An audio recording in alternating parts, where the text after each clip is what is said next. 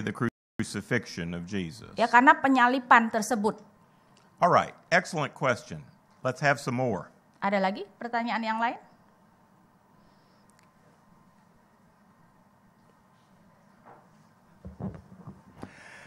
I fully agree with your critique of the family tomb and all the lies around it.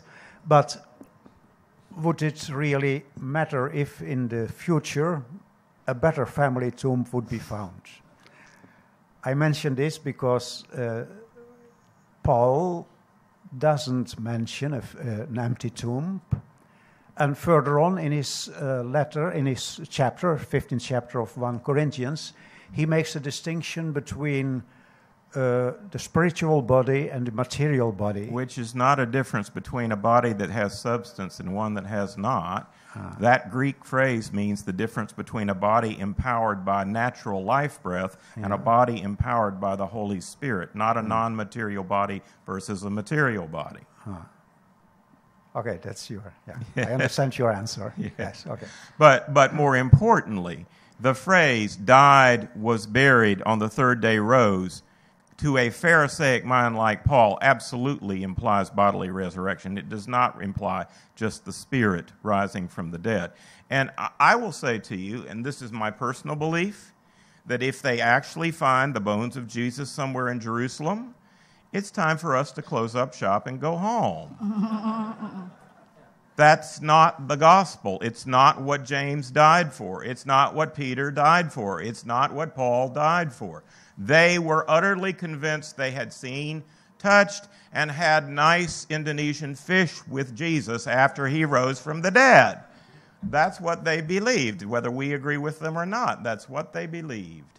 Oke, saya simpulkan tadi mengatakan bagaimana kalau ada makam yang baru yang mungkin lebih bisa membuktikan, karena kemudian Paulus tidak mengatakan adanya kuburan kosong. Bahkan Paulus di dalam 1 Korintus kemudian mengatakan ada spiritual body dan ada apa tadi?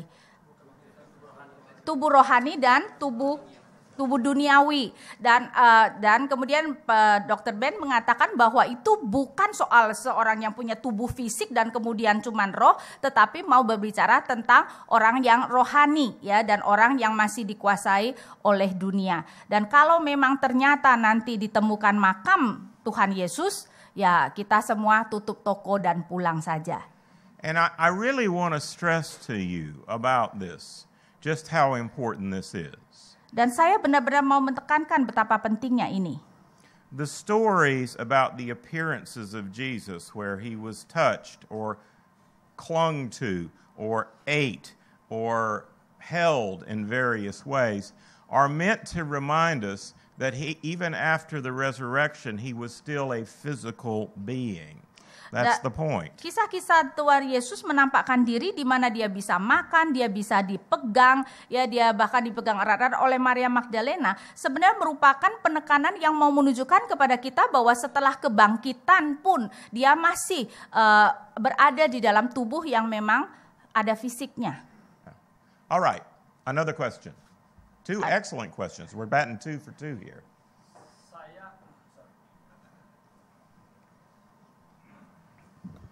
Ini bukan pertanyaan, hanya menggarisbawahi yang tadi itu. Memang ada kecenderungan seolah-olah karena Paulus tidak pernah menyatakan kubur kosong, berarti memang ada kemungkinan tubuh itu ada di sana. Cuman kalau tadi kita ingat apa yang dikatakan oleh Pak Ben dari awal, untuk orang Yahudi kan kebangkitan itu begitu kuat, orang Farisi terutama itu, dan tulang-tulang itu akan betul-betul bangkit begitu, bukan secara rohani. Jadi saya pikir dalam kesimpulan saya tidak perlu mengatakan kubur kosong itu, karena kalau Paulus bicara bangkit, ya memang kubur kosong. Tidak perlu diulangi bangkit kuburnya kosong, itu kayaknya lucu begitu. Karena sudah ada semacam pemahaman yang sama. Tidak ada pemahaman bagi orang Yahudi bahwa bangkit itu kerohanian. Justru bangkit itu adalah fisik itu. Jadi ini sekedar tambahan. Yeah. It's not a question, it's just to underline what you are saying, that in the mind of the Pharisee thinking, where they really believe in the bodily resurrection, Paul doesn't have to underline that he has risen and then the tomb is empty. Right. It's implied by died, buried, and rose on the third day. Ya, jadi memang ketika Paulus mengatakan bahwa Yesus mati, dikuburkan dan bangkit, tersirat di dalamnya adalah kuburannya kosong. But the Greek is emphatic. It says Anastasios ek nekron, raised from out of the dead ones. Jadi dan di dalam Yunaninya pun menunjukkan penekanan bahwa itu adalah bangkit dari yang mati. So he is a unique person to have been raised from out of the dead ones. Jadi dia adalah seorang yang sangat unik bahwa dia dibangkitkan di antara yang mati. Now, here's your little dose of Greek for this afternoon. Dan ini sedikit dosis mengenai Greek. The phrase psychikon soma is contrasted with the phrase pneumatikon soma. Ungkapan psychikon soma kemudian dikontraskan dengan pneumatik soma. Now, the adjective psychikon, like the adjective pneumatikon, does not describe the substance of the soma or body. Ya, dan adjektif dari psychikon dan pneumatikon tidak menunjukkan substansi dari tubuh. This is just a basic grammatical point. Dan ini merupakan dasar tata bahasa. It's talking about the animating principle. Ini menunjukkan suatu prinsip enigmatic. Animatic. Yes. So the psyche, the soul, or the spirit, the human life breath is said to animate the natural body. Jadi soul, yaitu jiwa itu mau mengatakan memberikan kehidupan kepada tubuh. But it's the Holy Spirit that is said to animate the resurrection body. Tetapi adalah Roh Kudus yang kemudian menghidupkan tubuh yang dibangkitkan. So Paul is not talking about a body made out of spirit. Jadi Paulus bukan berbicara tentang tubuh yang terdiri dari roh. He's talking about a body animated by the Holy Spirit. Tetapi tubuh yang dihidupkan oleh Roh Kudus. That's a very fundamental Greek distinction, and his audience would have understood it.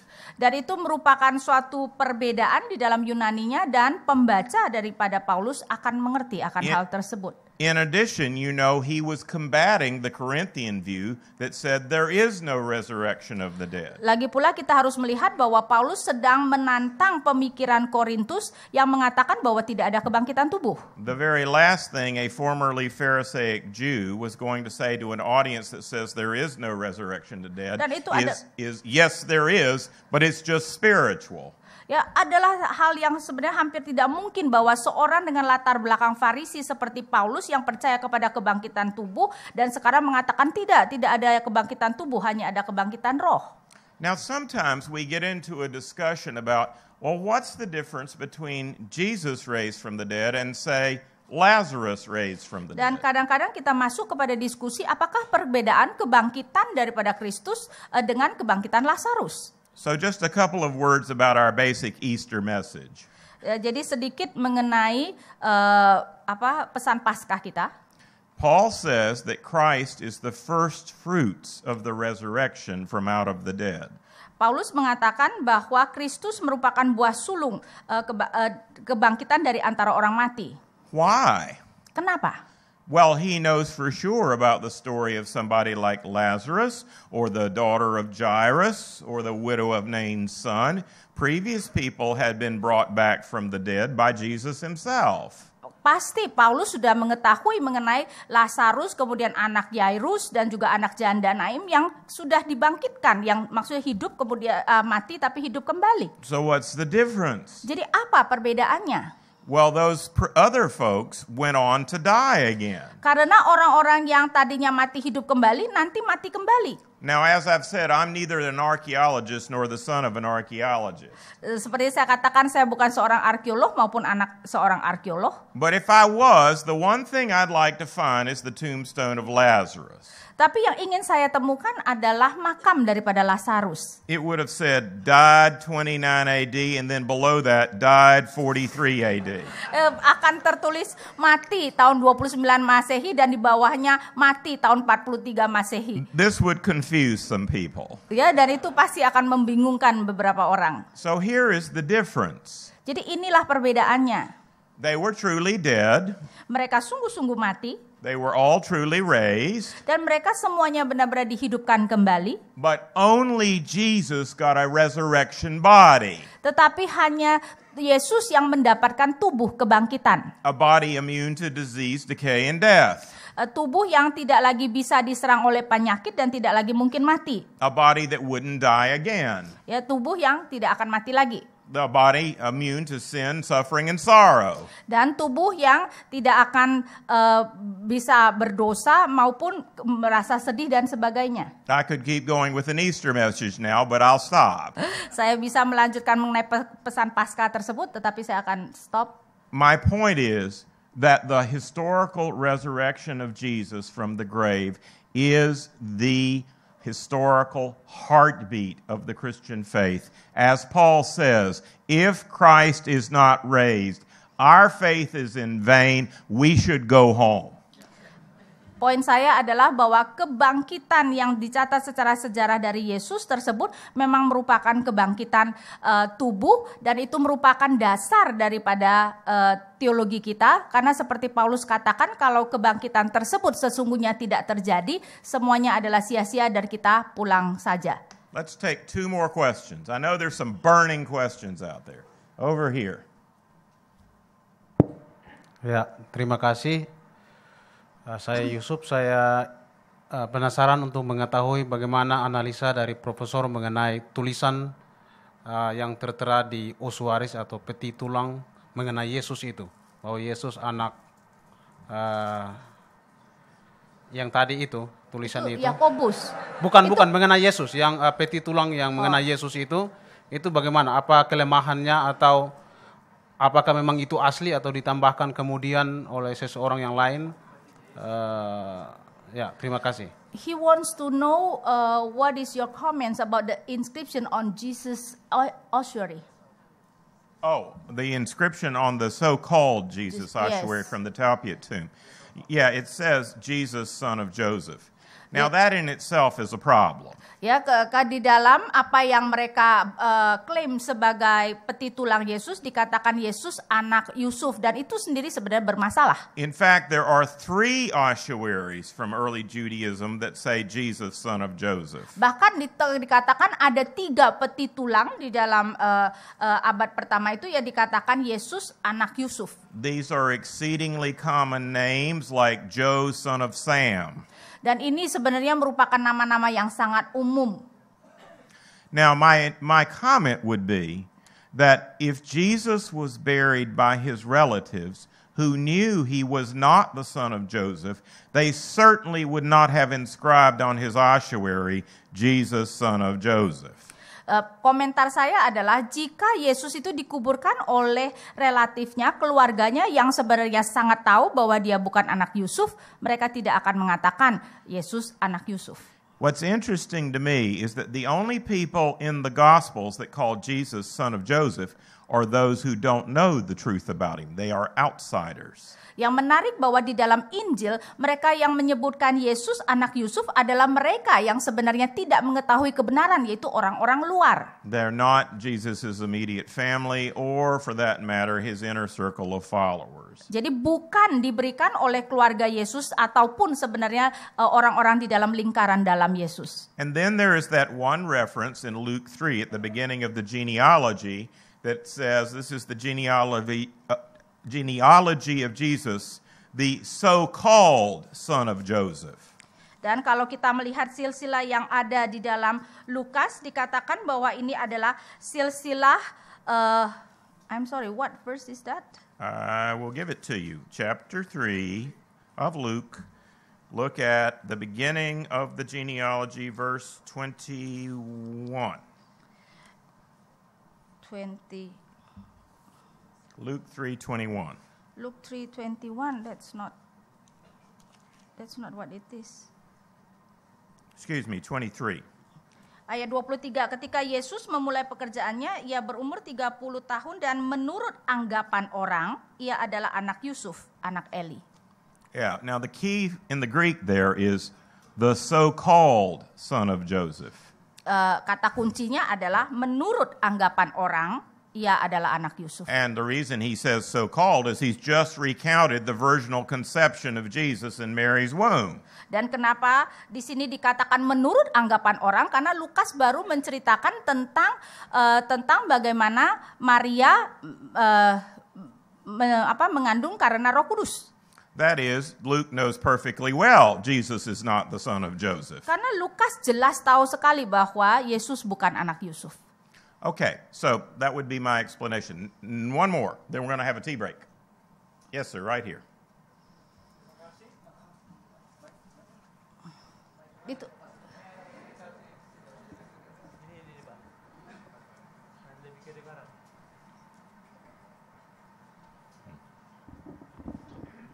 Ya, terima kasih. Penjelasan Profesor tentang kebangkitan Yesus bukan hanya kebangkitan secara spiritual, tapi juga kebangkitan secara fisik, menyisakan beberapa persoalan. Yang pertama, ada kesaksian dalam Alkitab bahwa suatu ketika semua pintu terkunci, ruangan tertutup, dan tiba-tiba Yesus hadir secara entah bagaimana di antara mereka. Ya, yang kedua, dalam perjalanan ke Emmaus, sesudah makan ketika para murid sudah mengetahui bahwa itu adalah Yesus, dan tiba-tiba Yesus menghilang. Dan yang ketiga, bagi saya, bagaimana memahami naiknya Yesus ke surga. Bagaimana harus memahami itu apabila bertitik tolak dari kebangkitan Yesus secara fisik. Okay, he said when you said the resurrection is bodiless resurrection, there are few problems. First one is that how can Jesus go through closed doors to meet the disciples? The second is that on the journey of Emmaus, after he appeared to the two disciples and then he disappeared. And the third one, when he ascended into heaven, how can he ascended? Excellent questions. I like these questions. I've been waiting for these questions. First of all, heaven is not a part of the material universe. Pertama-tama, surga bukan merupakan bagian dari alam yang materi. You don't get there by turning left at the moon and entering heaven. Jadi kita tidak pergi ke surga kalau kita ke bulan kemudian belok kiri. There are two universes, the material universe and the spiritual universe. Ada dua alam, alam materi dan alam spiritual. And frankly, there's a lot of traffic in both directions. Dan sebenarnya banyak sekali trafik ya di It's dua arah. like these streets out here in Jakarta. Ya seperti di Jakarta. There are people coming, there are people going. Jadi ada yang pergi ke sana, ada yang balik ke sini. Angels coming this way, people going that way. Karena ada malaikat yang datang ke bumi dan kemudian ada orang-orang yang mati yang kemudian naik ke sana. So try on this idea for a minute. Jadi coba pikirkan ini. When Jesus rose from the dead, Ketika Tuhan Yesus bangkit dari kematian, the function of the ascension is not for Jesus' behalf, but for the disciples' behalf. fungsi dari kenaikan Yesus ke surga itu bukan untuk Yesus tetapi untuk atau demi para murid. They needed to know he would no longer be physically with them. Mereka harus tahu bahwa mereka perlu tahu bahwa Yesus tidak akan lagi secara fisik bersama-sama mereka. That's why he took off in Jerusalem and disappeared. Karena itu kenapa dia kemudian naik dari Yerusalem dan kemudian hilang. He could have simply just disappeared, but then they'd keep looking for him. Ya bisa saja dia mendadak menghilang tetapi dengan demikian para murid akan terus mencari dia. So he did something that made clear to them he was no longer on earth in the flesh. Jadi dia melakukan sesuatu untuk meyakinkan kepada para murid bahwa dia tidak lagi secara fisik ada di bumi. Now back to this parallel universe idea. Kemudian kembali lagi kepada alam yang paralel ini. Once Jesus rose from the dead, he was both on earth and in heaven. Setelah Yesus bangkit dari kematian, maka dia juga ada di alam ini, di bumi, tetapi dia juga ada di surga. And he was able to go back and forth between the two quite readily. Ya, dan dia bisa pergi dari alam yang satu kepada alam yang lain. And in case you're worried about that being a one-time only event, he's coming back. Dan kalau saudara pikir bahwa itu hanya satu kejadian sekali saja, dia masih akan balik sini. So my answer to that is that he and his body had properties that only a heavenly body can have. Jadi yang mau saya katakan adalah bahwa tubuh dari Yesus mempunyai materi yang sebenarnya hanyalah bisa kita katakan mungkin materi surgawi. And understand, he is the first person, and so far in human history, the only person to have these qualities. Dan kita harus mengerti bahwa dia satu-satunya dan di dalam sejarah manusia kita sekarang ya masih satu-satunya yang mempunyai kualitas tubuh seperti itu. But what Paul says is Christ's history is our destiny. He's the first fruits, we will be the latter fruits. Tetapi Paulus katakan bahwa apa yang terjadi pada Tuhan Yesus itulah yang akan terjadi pada kita. Jadi dia merupakan buah sulung dan itu merupakan akhir dari kita. As Paul elsewhere says, and we shall be changed and made like him. Dan seperti Paulus katakan kita akan diubah dan menjadi serupa dengan dia. So here is where I say to you that dying and going to heaven is not the emphasis of the New Testament. Ya, dan yang mau saya katakan adalah bahwa kematian dan kemudian pergi ke surga bukan merupakan penekanan PB. Of course it's true to be absent from the body if you're a believer is to be present with the Lord. Tentu saja sebagai orang percaya kita tahu bahwa kalau kita tidak ada di tubuh kita, maka kita bersama-sama dengan Tuhan. But that is not the emphasis on the New Testament. The emphasis in the New Testament is on resurrection, Christ's and ours. Tetapi itu bukan penekanan di dalam perjanjian baru. Yang ditekankan di PB itu adalah kebangkitan Kristus dan kebangkitan kita. Paul puts it this way, when Christ returns, the dead in Christ will be raised. Dan Paulus mengatakan ketika Kristus kembali, maka mereka yang mati di dalam Kristus akan dibangkitkan. So that's why I say his history is our destiny. Karena itu dikatakan bahwa sejarah Kristus itu adalah akhir kita atau tujuan kita. And I can't improve on that idea, so let's go have some tea and think about it. Ya, dan saya sudah selesai, mari kita kemudian tea break.